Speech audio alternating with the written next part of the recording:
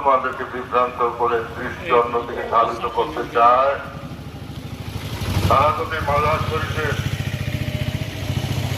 মাজার শরীফের পবিত্রতাই রক্ষা করতে চায়, আমরাও তাদের সাথে সহযোগিতা করব। মাজার থেকে সমস্ত ধরনের অনৈতিক কর্মকাণ্ড বন্ধ করে মাজারকে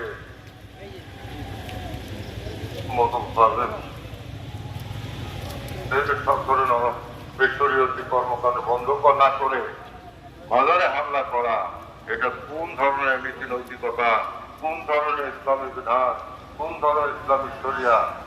যে মাজার, যে কবর ভাঙার হাদিস শরীফকে তারা দেখায়, সেই কবর ভাঙার হাদিস শরীফকে তারা বিকৃত করে প্রচার করছে।